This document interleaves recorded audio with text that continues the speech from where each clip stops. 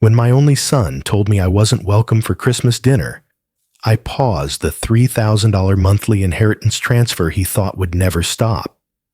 I didn't scream. I didn't argue. I just opened my laptop, clicked one button, and quietly closed the door to his financial safety net. For 15 years, I sent him that money. Every single month, rain or shine. No questions asked. I wasn't always the best father. I missed birthdays, graduations, even his wedding.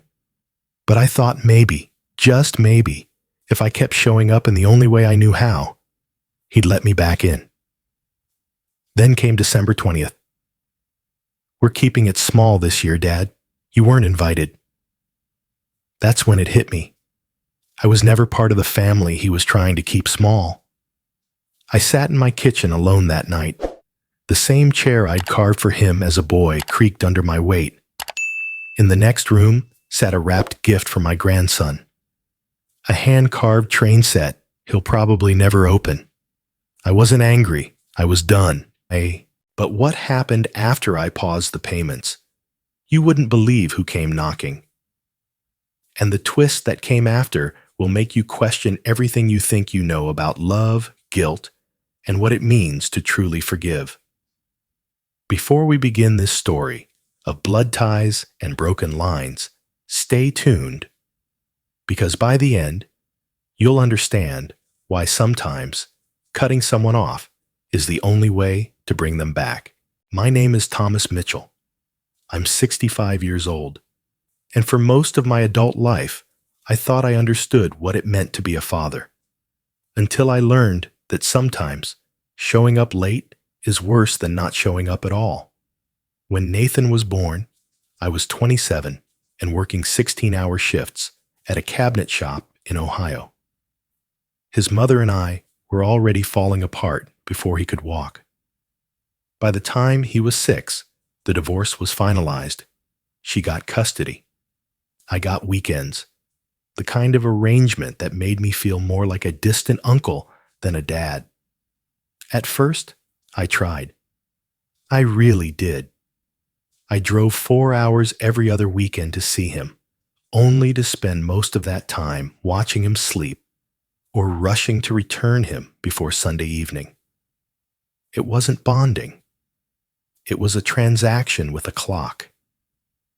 And when I got a call that my contract was ending and I'd have to relocate for work, the weekend visits ended too.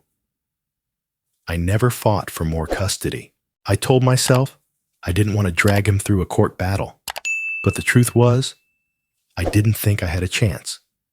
His mother was stable, responsible, present. I was the guy in steel-toe boots, chasing work across state lines, living out of motels, and sending birthday cards late. I figured the best I could do was support him from afar. And I did. Quietly, religiously. Every month, I sent a check. I paid for his first car, then his college tuition, then a master's degree. I never got to congratulate him in person. When he got married, I funded the honeymoon. I didn't attend the wedding. I wasn't invited. But I still wired them $5,000 the next morning. Nathan never said thank you. I never asked for it. But as I got older, the weight of those quiet years began to press down on me. Retirement left me with too much time and too few people. I started carving again. Wooden toys, chairs, little puzzles. The kind of crafts I used to dream about making for my kid if life had gone differently. That's when I decided to try again. Not with money, not with apologies, but with presents. I mailed him a small wooden plane for his son, my grandson, who I had never met. I wrote a note. Made this for Evan, thought he might like to fly. No reply. Then I sent a letter, just a short one. Would love to visit sometime. No pressure. Hope you're all well. Nothing. Another month passed. I sent a handmade chessboard, wrapped in brown paper. No return address this time. Still nothing. I was about to give up when I got a text from Nathan. Evan's birthday party is next Saturday. Come if you'd like. Just 10 words, no emoji, no warmth. But it was something. I reread it 10 times. My hands trembled when I typed, "I'd be honored. Thank you." I spent the next 4 days in my garage, sanding, carving, staining a child-size rocking chair. I engraved Evan's name along the top slat and added a small bear on the side rail, just like the one Nathan used to sleep with.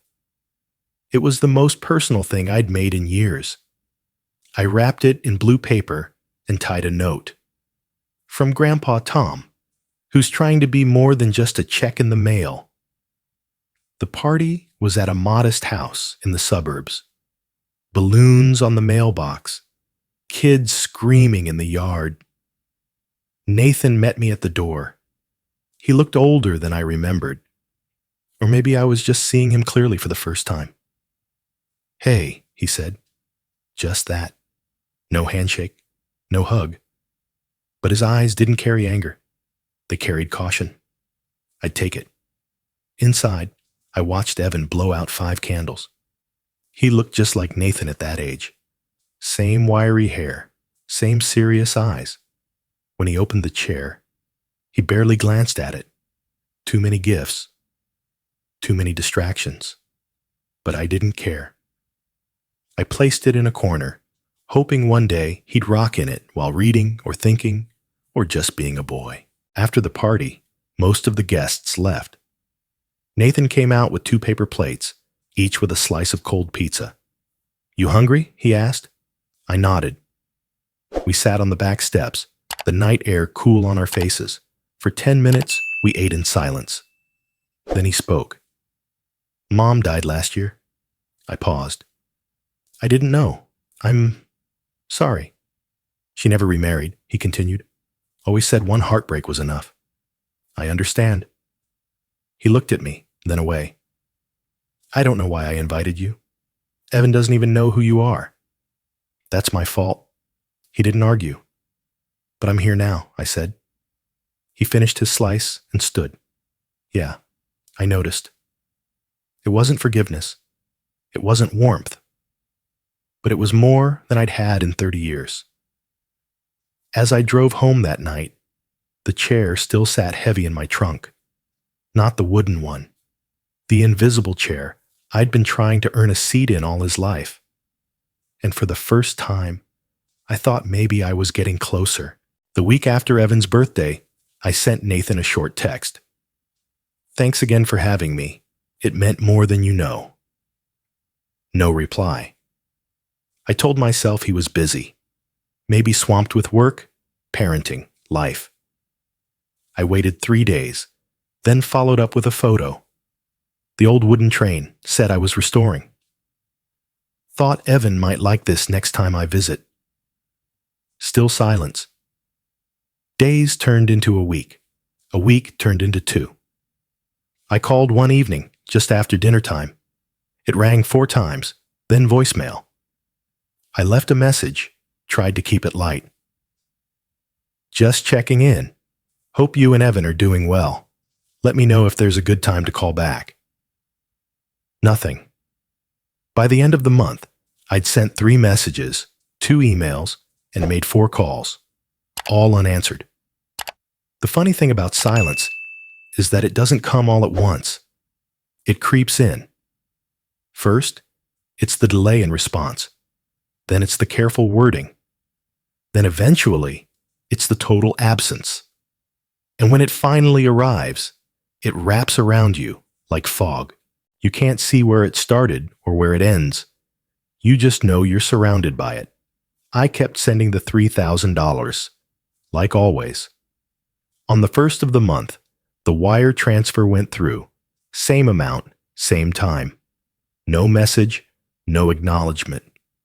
It had become routine, automated, like I was less a father and more a trust fund on autopilot. Still, I couldn't help but wonder if I'd overstepped. Had the gift at the party been too much? The rocking chair? The pizza conversation? Had I misread something in Nathan's voice? One night, I sat with an old photo album, the kind with yellowed corners and cracked bindings. Nathan as a toddler, hugging a stuffed bear. Nathan in a homemade Halloween costume I'd sent through the mail. Nathan's first drawing, a scribbled house with 2 stick figures. One of them was labeled Dad. The other, blank. I picked up a pen and started writing. Nathan, I've been thinking a lot about your 5th birthday. You got that plastic red tricycle, remember? The one you refused to ride unless I pushed you up and down the driveway for hours. You made me pretend I was a race announcer, calling the action. I lost my voice by the end of the day, but I never told you that. I know I missed a lot after that. I know I became more of a name on envelopes than someone in the room. But I remember things, son. I remember how you laughed with your whole chest, how you covered your ears when the fireworks went off that 4th of July. How you once told me, I want to be a builder like you, Dad. I don't expect the past to fix itself, but maybe we can start a new memory. Just one. Christmas is coming. No pressure, no expectations. Just dinner, maybe a board game. Evan doesn't even have to know I'm Grandpa. I just want to be there. I folded the letter and slipped it into a cream envelope. Handwritten address, no stamp. I figured I'd deliver it myself. That Saturday, I drove to their house. I brought the letter, a tin of gingerbread cookies I'd baked from my mother's old recipe, and a small toy train, just in case Evan was around. When I knocked, it was my daughter-in-law, Claire, who opened the door. She looked surprised, maybe even a bit uncomfortable. "Hi, Claire," I said gently. "I won't take much of your time. Just wanted to drop these off." She hesitated before taking them. "I'll give them to Nathan." I smiled. "Thanks. Hope everyone's doing all right." She nodded, but didn't invite me in. I didn't expect her to. Back in my truck, I sat for a moment, watching the window. Evan darted past, chasing a toy. For a brief second, he looked out and saw me. He didn't wave, just stared. The holidays came quickly. I sent no follow-up, no text, no call, just waited. 3 weeks later, after the new year, I had to stop by their neighborhood for a dentist appointment. On a whim, maybe against better judgment, I swung by Nathan's house. I had a little wooden puzzle in the car. Thought I might drop it off. Claire answered again. "Nathan's not home," she said. "Do you want me to give it to Evan?" I nodded. "Sure, just this little thing." She opened the door halfway to receive it. That's when I noticed it. A pale envelope, cream-colored, tucked beneath the shoe rack near the entryway. Still sealed, still unread. My handwriting. The letter I'd hand-delivered weeks ago. Unopened. I didn't say anything. Didn't ask. I just looked at it, then at her. She didn't meet my eyes. "Thanks," I said, handing over the puzzle. "Take care." Driving home, I didn't cry. Not at first. I just felt small. Like the air had gone out of a room I hadn't realized I was holding my breath in. I thought about that unopened letter all night. The words I'd put into it. The memories.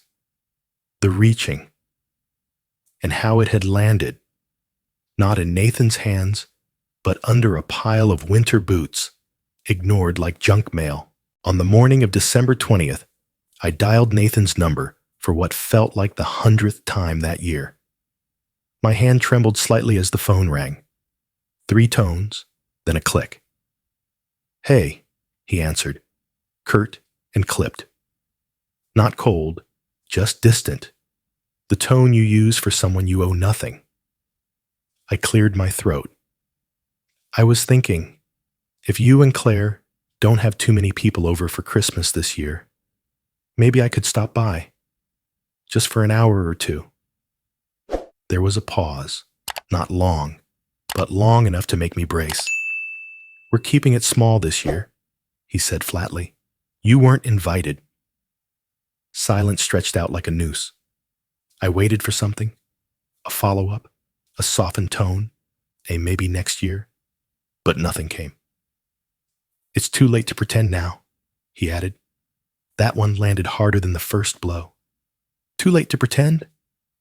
Pretend what? That I didn't care?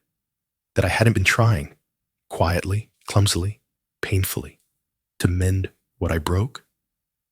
I managed a quiet, "Okay, I understand." He didn't say goodbye, just the hollow sound of a call ending. I stared at the phone in my hand for what felt like hours, though it couldn't have been more than a minute.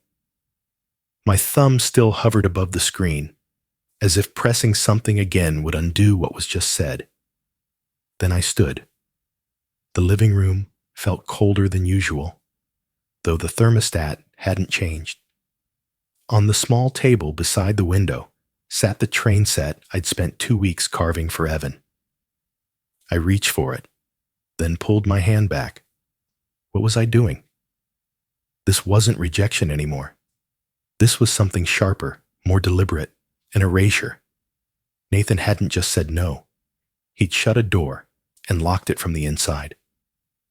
That night, I sat at my desk, logged into my bank account, and canceled the recurring transfer I'd been sending on the first of every month for over 15 years. $3,000. Paused. With 2 clicks. It didn't feel like revenge. It felt like breath. The first full one I'd taken in years. That money had become a ritual. A ghost tether. I'd told myself it was a gesture of love, but maybe it had also been penance. A payment for an absentee past. Whatever it had been, it wasn't working. I closed the laptop and turned to my workbench. My fingers found the edge of a red satin ribbon I'd been saving. For the train box, originally. I tied it instead around a simple envelope, tucked a single silver dollar inside, and sealed it shut. The next morning, Christmas Eve, I mailed the envelope to Evan. No return address, no note. Just a gift from a man who once wanted to be more than a stranger. Then I poured myself a cup of coffee, leaned back in my chair, and watched the snow fall in quiet spirals outside the window. On Christmas Day, I didn't go anywhere. I didn't answer the phone. I didn't check the mailbox. I didn't open the bottle of wine I'd bought just in case, I'd been asked to stop by at the last minute. Instead, I roasted a small chicken, lit a single candle, and ate in silence. I didn't feel lonely. Not in the way I expected. I felt intact. There was grief, of course. Always. The kind that doesn't shout anymore, just hums in the background like an old furnace. But beneath it was something sturdier. A calmness. A boundary. For the first time, I wasn't begging for love with my wallet. I wasn't chasing after people who had made it clear they didn't want to be caught. I was, in the smallest way, free. I wondered if Evan opened the envelope, if he held the coin up to the light, if he asked questions. Maybe he didn't. Maybe it ended up in a drawer, or the trash, or under the couch like my unopened letter. But I had done it for me, not for a thank you. That night, before bed, I opened my old journal and scribbled one line. He locked the door. I walked away. 2 weeks passed without a word. I didn't expect to hear from Nathan, not after Christmas, not after silence had calcified between us like concrete, but on the second Monday of January, just as I was sweeping sawdust off my workbench, my phone lit up. Nathan. I let it ring twice before answering. "Did the money stop?" he asked. No greeting, no hesitation. I paused, not because I didn't know the answer, but because I wanted him to sit in the weight of that question. No, I said calmly. The respect did. For a moment, all I heard was breathing, sharp, uneven, like he'd just jogged up a hill. You're punishing me, he snapped, for your own mistakes, for disappearing when I needed you. I'm not punishing you, I said. I'm ending my own guilt. He scoffed. Wow. So now you're the victim? No, I said again, slower this time. I'm the father who kept paying for a relationship that wasn't there. And I finally realized money doesn't buy presents or forgiveness. Ah, that's convenient, he muttered. It's overdue, I replied. You've made it clear you don't want me in your life. I'm just aligning my actions with your words. The call ended without a goodbye. Again. But something felt different this time. He hadn't sounded angry so much as exposed. Not wounded in the heat of battle, but stunned after being hit where he thought he was armored. The next day, he called again. I didn't answer. 2 days later, he called once more and left a voicemail. I stared at my phone for a while before pressing play. His voice was quieter this time, thinner. You think I'm ungrateful? You think I don't care? I hated you, Dad. I hated you for not being there when I was 8, and Mom was crying over the phone bill because your check was late. I hated you for sending gifts without a note, for calling twice a year like that made up for the years you missed. There was a pause, the sound of him inhaling sharply, like he didn't want to cry, but didn't have a choice anymore. She used to cry every Christmas. She'd sit at the table with an empty chair across from her and say, "Your father always sends presents, but never himself." I grew up thinking love meant absence, that showing up hurt more than staying away. You think I shut you out because I didn't care? I shut you out because I didn't know how to let you in. The message ended there. I sat in my chair, the sun slanting through the window, casting long shadows across the floor. For the first time in months, I didn't feel angry. I didn't even feel hurt. I felt cracked open. All this time, I had painted Nathan as cold, indifferent. But his silence wasn't a wall. It was a scar. A defense built from years of watching his mother ache in quiet rooms while I mailed in fatherhood from 3 states away. I had been trying to make amends with money, with wooden toys, with polite texts, but none of that reached the boy who needed me at baseball games, during hospital visits, when he got his first B on a report card and didn't know how to process it. I had thought I was the only one grieving. But I'd forgotten grief has many shapes, and his looked like distance. That night, I didn't call him back. I didn't text. Instead, I picked up a pen and wrote a single sentence in my notebook. He didn't build the wall. I handed him the bricks. The next morning, I recorded a voice message. I spoke slowly, clearly. I'm sorry, Nathan. Not for cutting the payments, but for making you think they were all I had to give. You're right. I wasn't there. Not when you needed me. Not when it mattered. I thought being useful was enough. I see now that being present would have mattered more. I hesitated, then added, I'm not asking for anything. Just thank you for being honest. I hit send. 10 minutes later, the message was marked seen. But there was no reply. And for once, that was okay. The house was quieter than usual, even for January. The snow had finally melted off the eaves, and the wind no longer howled outside like it had in December. But inside, there was still a coldness, not from the weather, but from memory. I found myself sitting in front of an old photo of Nathan and me, taken when he was barely 4. We were at a local park. I had just built him a kite, bright blue with a crooked tail. He clutched it with one hand and my thumb with the other. That day, I remember being present, just that one day. But what came after blurred into business trips, deadlines, fatigue, and the false belief that providing was the same as parenting. For decades, I thought the checks, the gifts, the quiet financial lifelines were enough.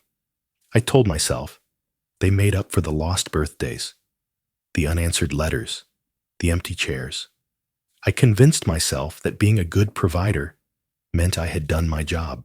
But sitting there, staring into that frozen image, I realized something. I had used money to avoid guilt, used distance to avoid rejection. I had become a father who mailed in love because I was afraid to show up and not be wanted. I said it aloud, for the first time, as if it needed to echo through the walls I'd built. I used money to hide. The sentence hit like a hammer. That afternoon, I pulled out my safe box, the one with the birth certificates, insurance forms, house deed, and a copy of my will. I stared at the last page, where Nathan was listed as the sole beneficiary of everything. The house, the savings, the small cabin I'd restored in Vermont. I didn't cross his name out. I didn't replace it out of anger. Instead, I added a clause, a new one. Everything, the house, the funds, the properties, would be held in trust. Evan, my grandson, would inherit it all on his 25th birthday. But only if Nathan wrote a letter. Just one. A single, honest letter to his son, explaining why he had distanced his own father for so many years, and what he had learned about forgiveness. It wasn't a trap. It wasn't a punishment. It was an invitation. I printed it, signed it, folded it neatly into an envelope, and sealed it. The next few days passed quietly. I went back to my routine. Morning walks, fixing loose boards, making small wooden puzzles I'd never mail. Then one Wednesday morning, just before noon, there was a knock on the door. I opened it, half expecting the mailman with a package. Instead, there was Nathan, and beside him, Evan. The boy held a small wooden train in his hands, the one I'd mailed months ago. Nathan looked exhausted, not physically, emotionally, like someone who had been running from something and finally stopped. "I'm not here to talk money," he said softly. "I'm here to try." I didn't move. My body forgot how. Then I stepped aside. "Come in." Evan ran inside first, his boots squeaking against the hardwood floor. Nathan followed, hesitating only briefly in the doorway. We didn't hug. That would have felt too forced, too staged. But we sat, together, on the old bench I had built when Nathan was 10. It creaked under our weight, just like always. Evan played on the floor, nearby, making the little train whistle with his mouth. Nathan stared at the fireplace, not speaking for a while. Then, with a voice that barely rose above the crackle of the logs, he said, "Claire read your message, the one you sent after my voicemail." I nodded. She told me it didn't sound like the dad she remembered. It sounded like a man who finally understood something. He glanced at me. "I think I'm still trying to understand too." I swallowed the lump rising in my throat. Me too. We didn't say much after that. Words had done their damage over the years. Maybe silence would be the thing to mend it. That night, I roasted another chicken. Evan spilled juice on his sweater. Nathan helped clean it up. We sat at the table. 3 generations, 1 meal, no expectations. At one point, Evan looked up and asked, "Grandpa, can I come back next week?" I looked at Nathan. He didn't say yes, but he didn't say no. And that was enough. 1 week after that quiet dinner, after Evan's juice-stained sweater and Nathan's wordless help with the dishes, the house settled into a new kind of silence. One not filled with absence, but possibility. I didn't reach out. I didn't want to press, or push, or assume. Some things needed to breathe on their own. Then, on a Thursday afternoon, my phone buzzed on the table beside me. A text. From a number I didn't recognize at first. "Grandpa, come this Christmas too?" 7 words. No punctuation. And yet they landed with more warmth than any letter, any bank transfer, any apology I'd ever tried to write. It wasn't from Nathan. I knew that immediately. It came from an iPad, likely Claire's old one, or maybe even Nathan's, now in the hands of Evan, who must have remembered that night. Or at least remembered the chicken, or the wooden train, or maybe just the way we all sat around the table and didn't argue. I stared at the screen, not moving. Then I read it again. Not, "Will you come?" Not, "Do you want to come?" But, "Come this Christmas too." As if it was already decided that I belonged, that I was already part of something. I stood up, walked to the kitchen, poured myself some coffee, not because I needed caffeine, but because I needed something warm to hold while I sorted through what I was feeling. Then I sat down and typed my reply. "Only if I'm truly invited." I hesitated before pressing send. Not because I doubted the sincerity of the message, but because part of me, the old part, the afraid part, wondered if it would disappear once acknowledged, like a dream punctured by daylight. But I sent it. The little status bubble danced for a moment. Then a sticker popped up, a red heart, crudely drawn, smiling face in the center. No words, no follow-up, just that. And somehow, it said everything. The next few days unfolded with gentle rhythms. Nathan didn't text. Claire didn't call. Evan didn't write again. But I felt something shifting, like the first signs of spring beneath snow. Not visible, but undeniable. I decided to make something. Not a gift, not an apology, not even a statement. Just a piece. A small wooden table, child-sized, with a drawer that clicked softly when opened. Inside the drawer, I carved one phrase into the bottom panel. "Leave something behind worth remembering." It took me 3 days to finish. I didn't tell anyone about it. I just set it in the corner of my garage, covered it with an old sheet, and let it wait. Time passed. Weeks blurred. The world outside turned from brown to green. Leaves returned to trees that once looked dead. And before I knew it, December arrived again. Christmas loomed. Not like a shadow this time, but like a doorway, and I waited. Then on the morning of December 23rd, Nathan called. Not a text, not a voicemail, a real call. "Hey," he said. "Hey," I replied. A pause. "You free the 25th? "I think I can be." Another pause.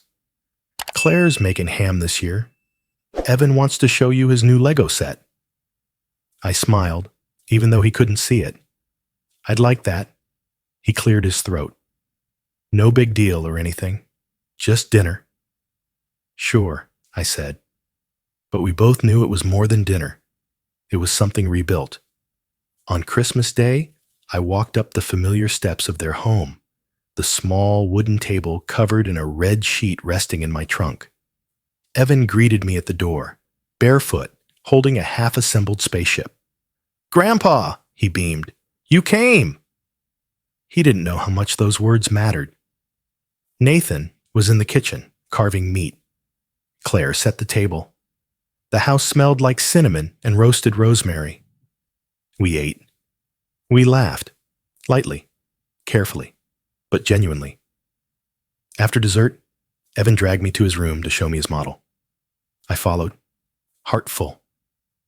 Later that night, as I stood by the doorway, putting on my coat, Nathan stepped beside me. "Hey," he said, voice quiet. "Evan told me about your message, the first one, with the silver coin." I nodded. He didn't say much more. He didn't need to. We both knew what had happened, not just the years we lost, but the weight of what we'd carried through them. And maybe we couldn't recover every page, but we were writing new ones now. I turned to Evan. "Merry Christmas, buddy." He hugged me tight. As I walked to the truck, I glanced at the small table in the back. I thought about giving it to Evan that night, but then I smiled to myself and left it there. Some gifts come when they're ready. Some invitations, too. And sometimes, just sometimes, one is enough.